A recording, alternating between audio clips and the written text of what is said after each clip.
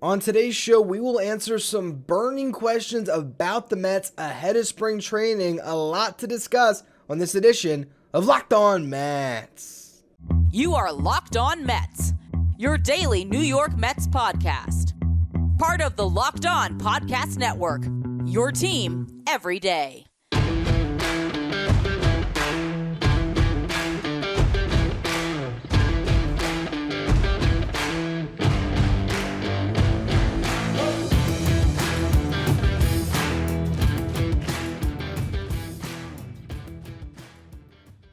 Hello to all you amazing Mets fans. You're watching Locked On Mets, part of the Locked On Podcast Network, your team every day.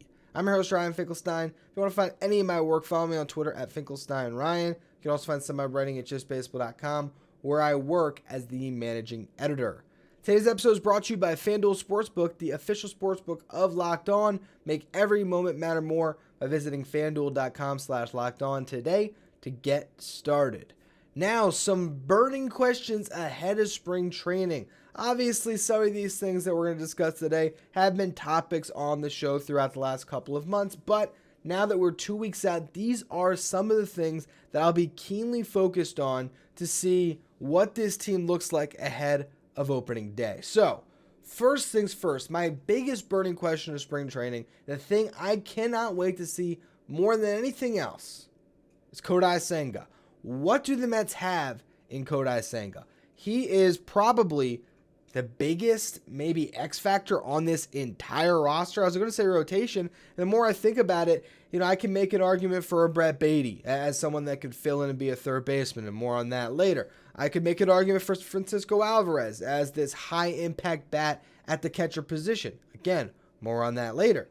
But if you look at the rotation in the bullpen and really the entirety of the team, when you combine the ceiling of the player with their role they're about to assume, it's got to be Senga, because those other guys I mentioned, they're not guaranteed anything. Senga's the number 3 starter. I mean, that's locked in. Your first 3 starters this year, I don't know, probably they give Max Scherzer opening day based on seniority. Justin Verlander, the reigning Cy Young from the American League, second, right? First 2 guys, interchange them, doesn't matter. Your third starter is Kodai Senga. So we know that assuming health, he's going to take the ball, 25 to 30 times this year. But what pitcher are they getting? Does he hit that ceiling? Is he a guy that can be a frontline starter? Is he someone that on the right team could be an ace? Or is he a guy that's going to come over and just, be a quality starting pitcher, like an Usei Kikuchi? Like, is he going to be a 4 or 5? Is that really where he's going to end up when it comes to the MLB hierarchy? We have no idea. It is the biggest question mark about this team because, again, he should be the front runner in a lot of ways to win the Rookie of the Year this year. And if he is what we think he can be, and if that fastball that touches 101, if it's still living 96, here stateside, and that ghost fork is as devastating as it has been, all right. I mean, we'll see what happens. The one thing I'll also add when it comes to Senga, really love to find out that he's not pitching in the World Baseball Classic. While it's great to see the Mets have so many talented players that are representing so many different countries in these games, and it's going to have me a little more, cued in to what's going on with the WBC. For Kodai Senga in his first year with the Mets, the fact that he is showing some priority there, that he's caring more about jumpstarting his MLB career, getting to know the staff, getting to know his teammates, getting comfortable in a completely new environment, I really love to hear that. And I think that time in spring training for him might be more valuable than any other arm in camp as he tries to ramp up and just mentally get himself ready for tackling his first big league season. Again, he could be the biggest, accelerant on this team when it comes to taking them to the next level. If you get a lot of Kodai Senga, you're feeling incredible what the Mets can do as a rotation this year. Now, other kind of similar burning questions when it comes to the rotation that I figured I'd bring up here. Carlos Carrasco, what do they have left in him? That's something I'm wondering about. I could make an argument that David Peterson should have a spot in the rotation over Carlos Carrasco. Now, because of Carrasco's veteran status, the fact that he took the ball 30 times last year, or maybe it was 29 times for Carrasco. I think it was 29, actually. Regardless, so he was healthy all season, took the ball every fifth day, ate a lot of innings, and came through in a lot of spots where the Mets needed him. The game that I think of the most is the one in the doubleheader against the Braves where he went, it was a shutout, right? No, shutout. It was definitely was it a complete game? He either went 8 or 9. Now I'm drawing a blank on it. I do remember it was the second game of the doubleheader. I was in Binghamton, actually, catching. Actually, no, that was Syracuse. That was a Syracuse leg of my minor league road trip. I was watching some Mark Vientos, up there in Syracuse, and I remember, listening to the Mets game while I'm watching the Syracuse Mets game, and Carrasco threw a gem. He had a lot of those times where he ate a ton of innings. It just gave you great performance. So overall, I understand why he is 5th in the depth chart right now. But I also think he could show up to camp at his age and not have as much, and then you maybe want to put Peterson up there. Quintana is also a similar sub kind of question. He had some bad years before last year, so I'm just curious what he looks like in camp and really what he looks like in the beginning of the season. You just gave him a 2-year deal, $26 million. He's going to start. He's going to be in that rotation. But if I think about where a Peterson could slide in, it's those two guys where I wonder, whereas the top 3 in the rotation, we know they're set in stone, and Peterson could just be a guy that's in the bullpen that's filling in as a spot starter in the Trevor Williams role, or someone that's even parked in Syracuse. And if you need someone to be brought into that rotation, it could be him as well. So I think that's where we are with the starting rotation. Again, biggest burning question is Kodai Senga. But I think there's other guys here that you're just wondering exactly where they're going to fit and how they're going to look, because you never quite know how a pitcher is going to fare from any season to the next, particularly ones that are at the stage of their career that Quintana and Carrasco are, where it can go sideways quick, or they could pitch to the back of the baseball card and still be very, very effective. Now, I have some more burning questions when it comes to the Mets. We'll get to them in just a minute. First, though, today's episode is brought to you by FanDuel. This year, the only app you need at your Super Bowl party is FanDuel, the #1 sports book in America. We are thrilled they become our new sports betting partner at Locked On. If you're new to FanDuel, that's even better because they have so many great features that make betting on sports fun and easy. You can download FanDuel now so you can bet on Super Bowl 57 with a no-sweat first bet. You'll get up to $3,000 back in bonus bets if your first bet doesn't win. FanDuel lets you bet on everything from the money line to point spread to who will score a touchdown. The FanDuel Sportsbook app is safe, secure, super easy to use. Best of all, you can get paid your winnings instantly. So join FanDuel today at FanDuel.com/LockedOn to claim your no-sweat first bet on Super Bowl 57. That's FanDuel.com/LockedOn. Make every moment matter more with FanDuel, the official sportsbook partner of the NFL. My next burning question when it comes to the Mets is who gets the last spot on the roster, particularly when it comes to the bench. We've mentioned this before, but if you break down all the players who I think are all but guaranteed a spot on the roster, with Mark Canha, Starling Marte, Brandon Nimmo in the outfield, Tommy Pham also in that mix, then you have Eduardo Escobar, Francisco Lindor, Jeff McNeil, Pete Alonso, with Louis Guillorme coming off the bench at catcher. You got Narvaez, you got Nido. You add it all together, you got 12 players. Also, Daniel Vogelbach, part of that 12 as well. Who will be that 13th player? Because if you carry an 8-man bullpen, 5-man rotation, looking at a 5-man bench with Vogelbach as the primary DH being one of those members, with one of Nido and Narvaez being part of the bench, when the other one's starting, and then, of course, Tommy Pham, Guillorme. So who's that 5th guy? We've been discussing this a lot in the show, but it's still a burning question for me going into camp. This is the biggest spot that's up for grabs. That and the back end of the bullpen, which we're going to get to in a minute here, or I should say the tail end of the bullpen. Obviously, when we talk about back end of the bullpen, we're thinking about Edwin Diaz, Adam Ottavino, David Robertson, the guys that are 7th, 8th on that hierarchy there. That's where you're looking at in spring training. But back to the position players, Darren Ruff just got a little bit of a vote of confidence from Billy Epler. Now, granted, Epler traded for him. He's not going to say, hey, yeah, I traded for Darren Ruff. He sucks. He was awful. Hated the at-bats that he gave us. We're just keeping him on the roster because we don't want to look like idiots for making the move. So, hey, he's here for a little bit and then we'll probably cut him.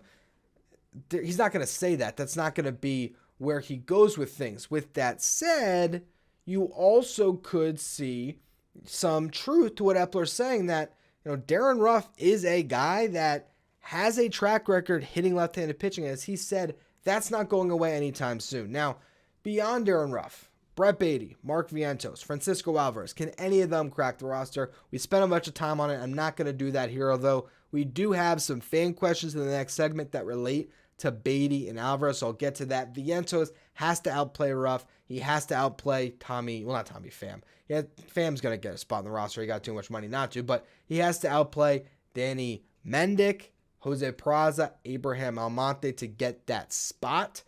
I think he's got a shot at it. Not a good one. He's got a shot. Okay, we'll see what happens. So he has to have a great spring. Now, Khalil Lee was in this mix, but if you haven't seen, there's some domestic violence allegations against him, and the story's not pretty about an ex-girlfriend, and you can find it pretty easily on Twitter. Just search his name, Khalil Lee. I'm sure it'll come up.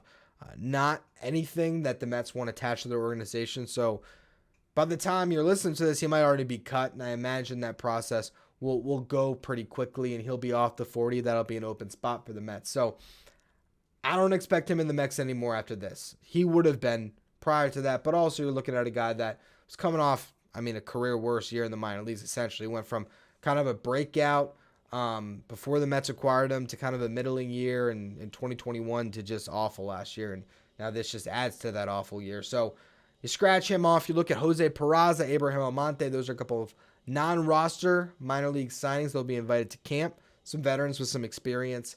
Danny Mendick is someone that I'm actually going to speak about more on tomorrow's show. I want to do underrated additions the Mets made this offseason, and he's squarely on that list, so I'll save some of that for tomorrow. But what I will say is Matthew Brownstein of Metsmerize does a great job getting player interviews, and he interviewed Mendick, and I was just trying to find some information, found this interview that I did, I think it was January 25th, and Mendick said he is slated to be ready for opening day. Now, we'll see what happens. He's coming off a torn ACL, but that could change the equation entirely because I kind of like Mendick over every name I just mentioned.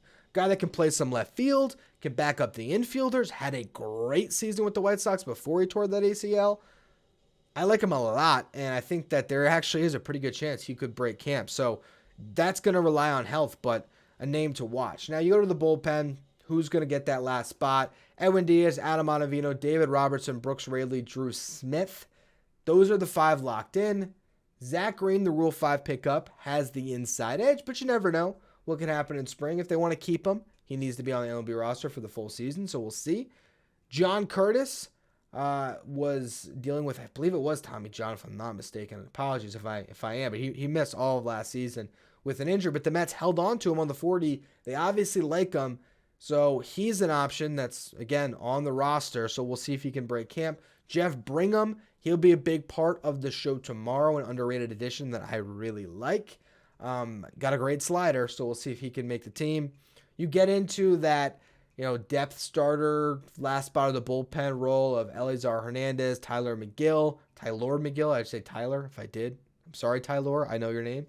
Tyler McGill, David Peterson, Joey Lucchesi. Those guys all factor into that kind of branch of this conversation. And to round out the original part of it with Zach Green, John Curtis, Jeff Brigham, you have Bryce Montes de Oca, Steven Nogasek, and Steven Riding. So you imagine that if that's your 5, right, with Diaz, Ottavino, Robertson, Raley, Smith, Zach Green, again, kind of the first name you would imagine, you would then, assuming they keep Green, be looking at one spot going to one of John Curtis, Jeff Brigham, Montes de Oca, Nogasek, or Ridings, and then one spot going to one of those depth starters in Hernandez, McGill, Peterson, or Lucchesi. So those are kind of the main, players that are on the bubble that we'll be looking at spring training. And there's also some position battles I want to discuss next here because I think there is maybe a couple of starting spots in the lineup that might be up for grabs.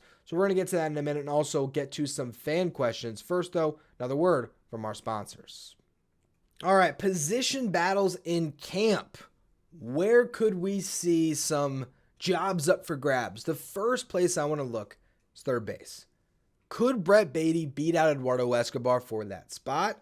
Danny Mendick, another guy that can grab at bats. Guillorme, should not discount him at all. There is a lot of guys that are competing for playing time at third base. We saw that last season as well with Escobar. Guillorme got time. Beatty got time at the end of the season due to Guillorme's injury. Of course, you had J.D. Davis getting run in the first part of the year. So third base is definitely a position battle to watch. Now, the other one's DH. Daniel Vogelbach inside track to get all at-bats against right-handed pitching, and I'd be shocked if there was some that could supplant him on that. The only way would be if he had a bad camp and Eduardo Escobar and Brett Beatty both look awesome, maybe, or if Mark Vientos just is tearing the cover off the ball, you say, you know what, he's going to become our everyday DH, which could happen. I will not discount Mark Vientos entirely. I did a whole show on him last Friday. I still think there's something there. He's just in a tough spot based on his position, his lack of position, really, and Vogelbach's place on the roster, but you never know.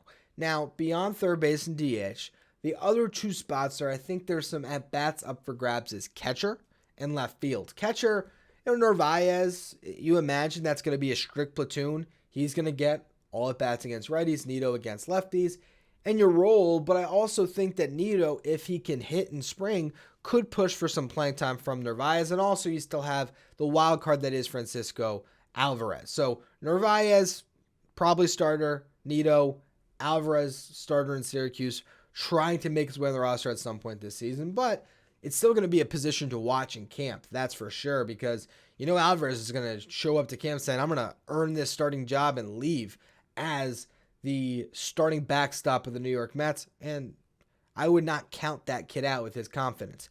Finally, left field, as I said, Mark Canha's the clear starting left fielder at this point, but I would just say that if Tommy Pham looks awesome, you never really know. If Guillorme is having great at-bats and you want to get him some more run at second base, you can slide McNeil into left a little bit. So all I'm saying is Canha needs to be good, which I think he will be. I think he'll give you, and you're not going to take his job away for what he does in spring. I mean, he's going to be your opening day starting left fielder. But throughout the first month of the season, if there's struggles there are other people that could grab some ABs from him. Now, beyond that, I think the positions are kind of set in stone. We know who the starting first baseman is. We know who the starting second baseman is, shortstop.